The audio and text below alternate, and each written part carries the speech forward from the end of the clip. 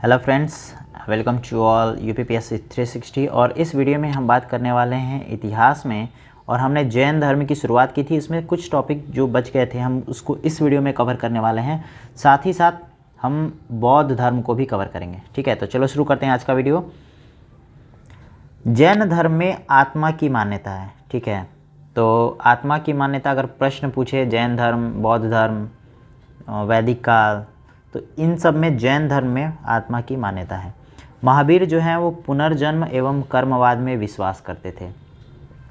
जैन धर्म के सप्तभंगी ज्ञान के अन्य नाम स्यादवाद व अनेकांतवाद हैं। जैन धर्म ने अपने आध्यात्मिक विचारों को सांख्य दर्शन से ग्रहण किया है। ठीक है, सबसे पुराना दर्शन कौन था? सांख्य दर्शन। और जैन धर्म ने अपने आध्यात्मिक विचारों को सांख्य दर्शन से ही लिया है। जैन धर्म मानने वाले कुछ राजा अगर बात करें तो वो थे उदयन, वंद राजा, चंद्रगुप्त मौर्य, कलिंग नरेश खारवेल, राष्ट्रकूट राजा, अमोघ वर्ष और चंदेल शासक। ठीक है, जिसमें से चंद्रगुप्त मौर्य, उदयन और फिर से चंदेल शासक, ये काफ़ी इम्पोर्टेंट है जो कि जैन धर्म को मानने वाले थे। मैसूर के गंग वंश के मंत्री चामुंड के प्रोत्साहन से कर्नाटक के श्रवणबेलगोल में 10वीं शताब्दी के मध्य भाग में विशाल बाहुबली की मूर्ति, जो कि गोमतेश्वर की मूर्ति कही जाती है, का निर्माण कराया था। ठीक है, तो गोमतेश्वर की मूर्ति का निर्माण कब हुई थी? 10वीं शताब्दी में। किसने कराया था? तो मैसूर के गंग वंश के मंत्री ने। ठीक है, गोमतेश्वर की प्रतिमा कायोत्सर्ग मुद्रा में है। कायोत्सर्ग मुद्रा में है। ठीक है, तो ये भी प्रश्न बनता है। जो गोमतेश्वर की मुद्रा है, सॉरी, गोमतेश्वर की मूर्ति है वो कहाँ है? तो कर्नाटक में है। किस मुद्रा में है? तो कायोत्सर्ग मुद्रा में है। यह मूर्ति 18 मीटर ऊंचा है एवं एक ही चट्टान को काट कर बनाई गई, ये इसकी विशेषता है। ठीक है, खजुराहो में जैन मंदिरों का निर्माण चंदेल शासकों द्वारा किया गया था। और आपको पता है चंदेल शासक भी जैन धर्म के अनुयायी थे। और खजुराहो में जो जैन मंदिर है उसका निर्माण भी चंदेल शासकों ने ही कराया था। मौर्योत्तर युग में मथुरा जैन धर्म का प्रसिद्ध केंद्र रहा है। किस युग में? मौर्योत्तर, यानी कि मौर्य के उत्तर युग में। मथुरा कला का संबंध भी जैन धर्म से है। ठीक है, तो मथुरा में जो मथुरा कला जो है वो किससे संबंधित है? जैन धर्म से। जैन तीर्थंकरों की जीवनी भद्रबाहु, ठीक है, भद्रबाहु द्वारा रचित कल्पसूत्र में है। तो कल्पसूत्र की रचना किसने की थी? भद्रबाहु। इसमें क्या है? तो जैन तीर्थंकरों की जीवनी है। अब आपको क्वेश्चन ये पूछा गया था कि जो हमारे भद्रबाहु हैं, ठीक है, इनके अनुयायी जो है वो दिगंबर कहलाए थे। ठीक है, और स्थूल भद्र के अनुयायी जो है वो श्वेतांबर कहलाए थे। तो ये प्रश्न काफ़ी इंपॉर्टेंट है। 72 वर्ष की आयु में महावीर की मृत्यु यानी कि निर्वाण हो गई। ठीक है, महावीर की मृत्यु यानी कि निर्वाण हो गई 468 ईसा पूर्व में बिहार राज्य के पावापुरी यानी कि राजगीर में हुआ था। ठीक है, मल्ल राजा सृष्टिपाल के राजप्रसाद में महावीर स्वामी को निर्वाण प्राप्त हुआ था। ठीक है, ये हालांकि उतना इम्पोर्टेंट नहीं है। अब यहाँ से शुरू करने वाले हैं हम बौद्ध धर्म की। ठीक है, तो बौद्ध धर्म को भी बहुत अच्छे से पढ़िएगा। बौद्ध धर्म के सबसे पहले संस्थापक जो थे वो थे गौतम बुद्ध। ठीक है, इन्हें एशिया का ज्योतिपुंज यानी कि लाइट ऑफ एशिया कहा जाता है। तो प्रश्न पूछ सकता है बौद्ध धर्म के संस्थापक गौतम बुद्ध, क्या कहते हैं इनको? Light of Asia. बुद्ध के जीवन से संबंधित बौद्ध धर्म के जो प्रतीक हैं, घटना एवं प्रतीक की बात कर लेते हैं। जन्म का प्रतीक है कमल एवं सांड। ठीक है, जन्म का प्रतीक है कमल एवं सांड। गृह त्याग जो है वो है घोड़ा। ज्ञान की प्राप्ति पीपल यानी कि बोधि वृक्ष कहते हैं जिसको। ठीक है, निर्माण पदचिन्ह। ठीक है, मृत्यु स्तूप। ठीक है, तो ये कुछ घटनाएं थीं और उसके प्रतीक थे।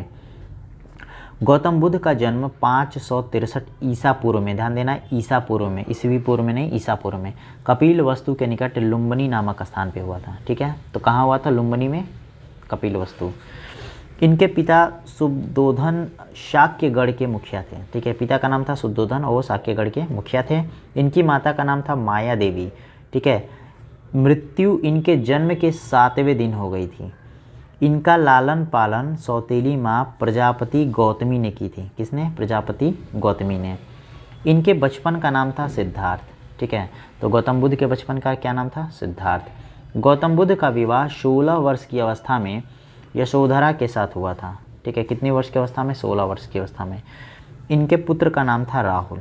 ठीक है, तो गौतम बुद्ध के पुत्र का नाम राहुल, पत्नी का नाम यशोधरा, और सौतेली माँ थी प्रजापति गौतमी, और असली नाम था माया देवी इनकी मम्मी का, और इनके पिता थे सुद्धोधन जो कि शाक्यगढ़ के मुखिया थे। सिद्धार्थ जब कपिल वस्तु की सैर पर निकले तो उन्होंने निम्न 4 दृश्यों का क्रमशः देखा था। पहला बूढ़ा व्यक्ति, एक बीमार व्यक्ति, शव और एक सन्यासी। सांसारिक समस्याओं से व्यथित होकर सिद्धार्थ ने 29 वर्ष की अवस्था में गृह त्याग किया, जिसे बौद्ध धर्म में महाविनिष्क्रमण, ठीक है, महाविनिष्क्रमण कहा जाता है। तो पूछे महाविनिष्क्रमण क्या है? तो बुद्ध धर्म का जो गृह त्याग किया गया था उस समय को हम कहते हैं महाविनिष्क्रमण। गृह त्याग करने के बाद सिद्धार्थ यानी कि बुद्ध ने वैशाली के आला रकलाम, ठीक है, आला रकलाम में सांख्य दर्शन की शिक्षा ग्रहण की। आला रकलाम सिद्धार्थ के प्रथम गुरु हुए। ठीक है, कौन? आला रकलाम, सिद्धार्थ। आला रकलाम के बाद सिद्धार्थ ने राजगीर के रुद्रकरामपुत्र, ठीक है, रुद्रकरामपुत्र से शिक्षा ग्रहण की थी। उरुवेला, देखो ये शिक्षा किन से ग्रहण की ये इतना इम्पोर्टेंट नहीं है। उरुवेला में सिद्धार्थ को कौंडिन्य, वंपा, भादिया, महानामा एवं असगी नामक 5 साधक मिले थे। ये भी उतना इम्पोर्टेंट नहीं है एग्ज़ाम के लिए। बिना अन्न जल ग्रहण किए 6 वर्ष की कठिन तपस्या के बाद 35 वर्ष की आयु में वैशाख की पूर्णिमा की रात निरंजन यानी कि फल्गु नदी के किनारे पीपल वृक्ष के नीचे सिद्धार्थ को ज्ञान की प्राप्ति हुई थी। ठीक है, तो सबसे पहले ये पूछता है कि किस वृक्ष के नीचे? तो पीपल के वृक्ष के नीचे। किस नदी के किनारे? तो निरंजना यानी कि फल्गु नदी।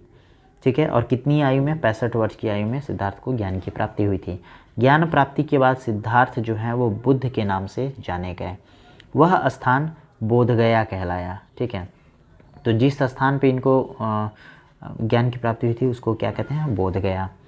बुद्ध ने अपना प्रथम उपदेश सारनाथ ऋषिपतनम में दिया था। ठीक है, तो कहाँ दिया था पहला उपदेश? सारनाथ में दिया था, जिसे बौद्ध ग्रंथों में धर्मचक्र प्रवर्तन कहते हैं। ठीक है, तो अभी हमने देखा कि जहाँ पर उन्होंने संन्यास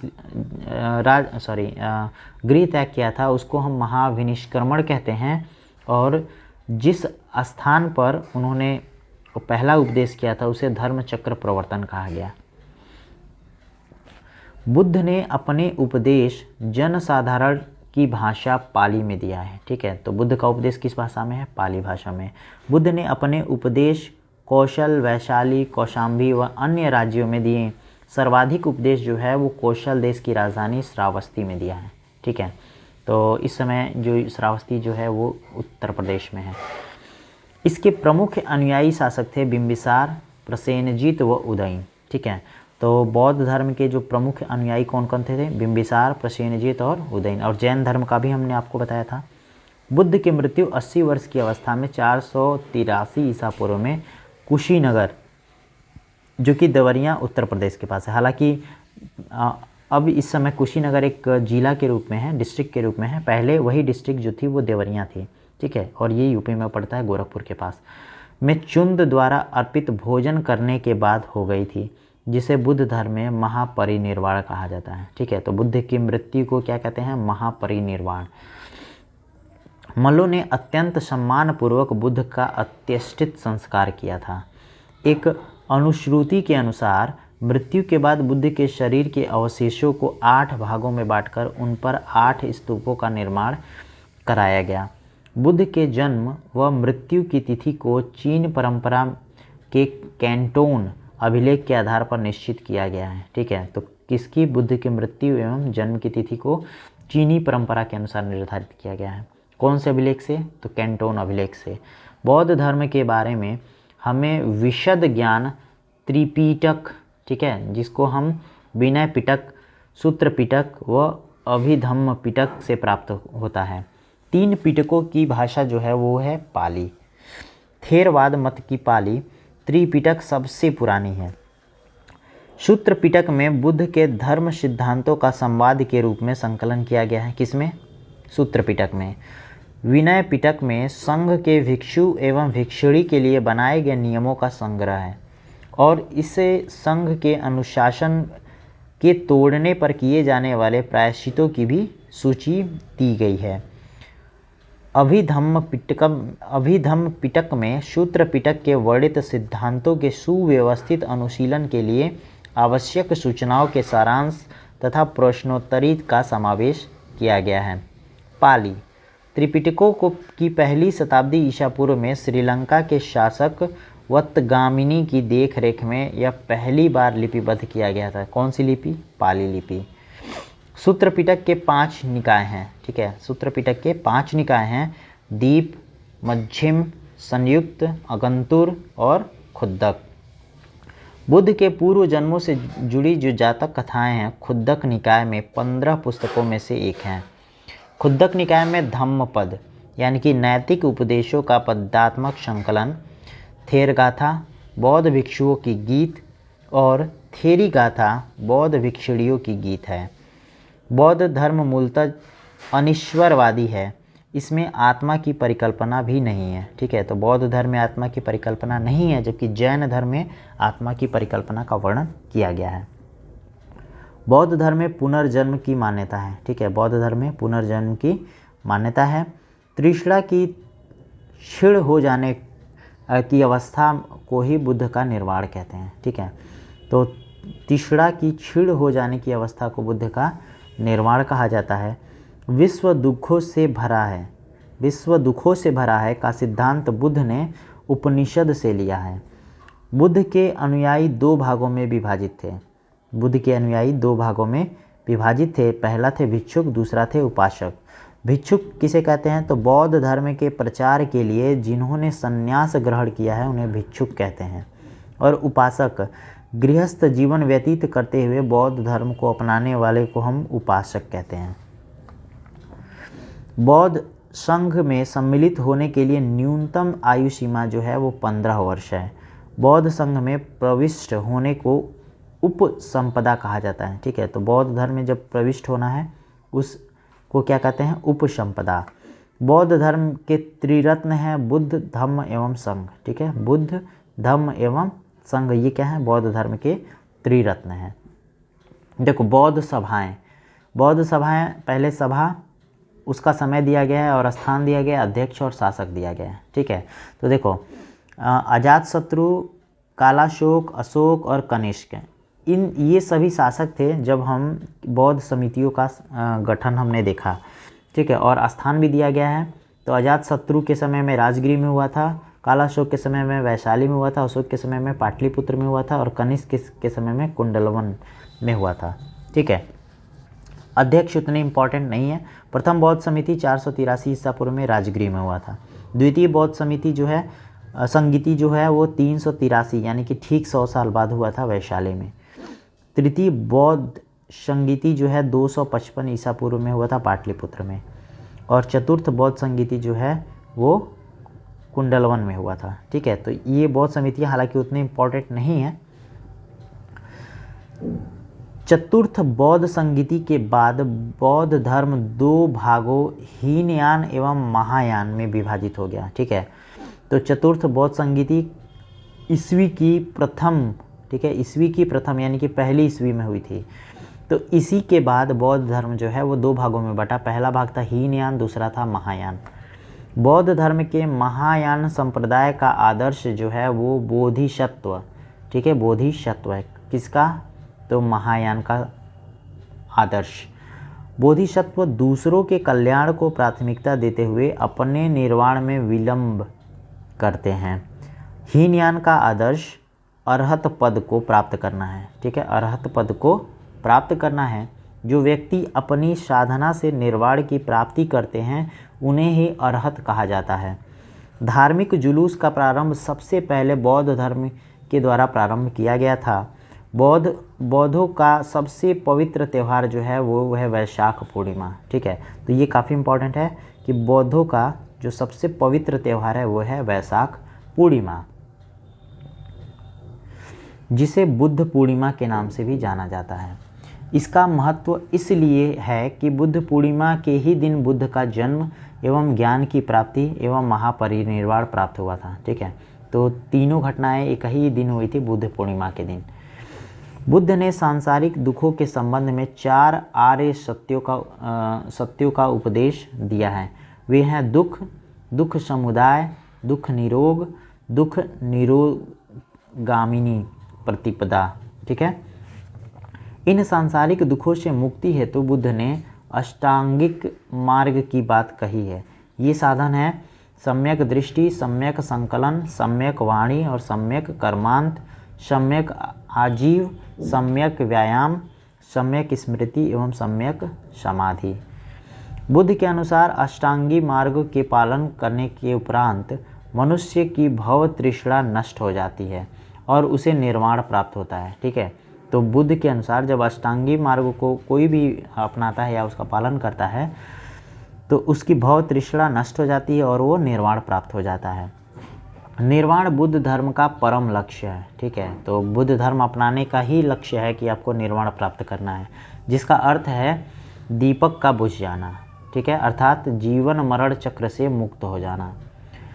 बुद्ध ने निर्वाण प्राप्ति को सरल बनाने के लिए निम्न 10 शीलों पर बल दिया है। अहिंसा, सत्य, अस्तेय यानी कि चोरी न करना, अपरिग्रह यानी कि किसी प्रकार की संपत्ति न रखना, और मद्य सेवन न करना, असमय भोजन न करना, सुखप्रद बिस्तर पर नहीं सोना, धन संचय न करना और स्त्रियों से दूर रहना, नृत्य गान आदि से दूर रहना। गृहस्थों के लिए केवल प्रथम 5 शील तथा भिक्षुओं के लिए 10 शील मानना अनिवार्य है। ठीक है, तो जो आपको पता है कि बौद्ध जो अनुयायी है 2 भागों में विभाजित है, भिक्षुक और उपासक। उपासक के लिए केवल प्रथम 5 ही अनिवार्य थे, लेकिन जो भिक्षुक हुआ करते थे उनके लिए ये 10 अनिवार्य थे। बुद्ध ने मध्यम मार्ग यानी कि मध्यमा प्रतिपद का उपदेश दिया है। अनिश्वरवाद के संबंध में बौद्ध धर्म एवं जैन धर्म में समानता है। ठीक है, अनिश्वरवाद के संबंध में जातक कथाएं प्रदर्शित करती हैं कि बोधिसत्व का अवतार मनुष्य में भी हो सकता है तथा पशुओं के रूप में भी। बोधिसत्व के रूप में पुनर्जन्मों की दीर्घ श्रृंखला के अंतर्गत बुद्ध ने शाक्य मुनि के रूप में अपना अंतिम जन्म प्राप्त किया, किंतु इसके उपरांत मैत्रेय तथा अन्य अनाम बुद्ध अभी अवतरित होने शेष हैं। सर्वाधिक बुद्ध मूर्तियों का निर्माण गांधार शैली के अंतर्गत किया गया है। ठीक है, तो ये इंपॉर्टेंट है कि बुद्ध मूर्तियों का निर्माण किस शैली में है, तो गांधार शैली में है। ठीक है, किस शैली में है, तो गांधार शैली में। लेकिन बुद्ध की प्रथम मूर्ति संभवतः मथुरा कला की शैली है। ठीक है, और आपको जो बौद्ध धर्म की जो शैली मिल जाती है वो मथुरा शैली में भी मिलती है, तो प्रथम मूर्ति जो है वो संभवतः मानी जाती है कि मथुरा शैली की है। तिब्बत, भूटान, पड़ोसी देशों में बौद्ध धर्म का प्रचार पदम संभव यानी कि गुरु रिनपाच ने किया है।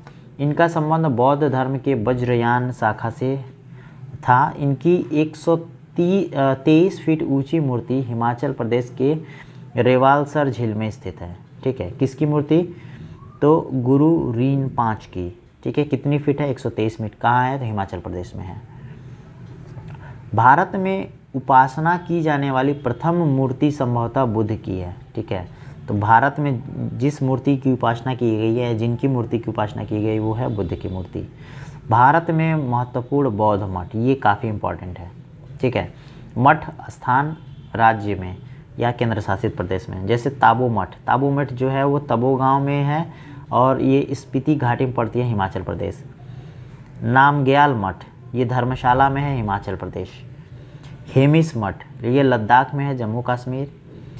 थिकसे मठ ये लद्दाख में है, जम्मू कश्मीर।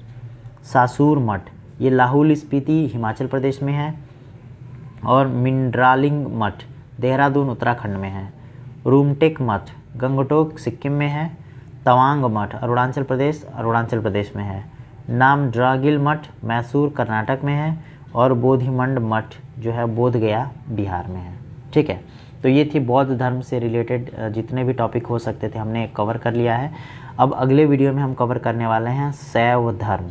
ठीक है। तो उम्मीद करता हूँ कि ये वीडियो आपको काफ़ी पसंद आया होगा। तो चैनल पे आप नए हो तो चैनल को लाइक शेयर और सब्सक्राइब कर देना, बेल आइकन को प्रेस करना ताकि लेटेस्ट वीडियो का नोटिफिकेशन आपको मिल सके। तो मिलते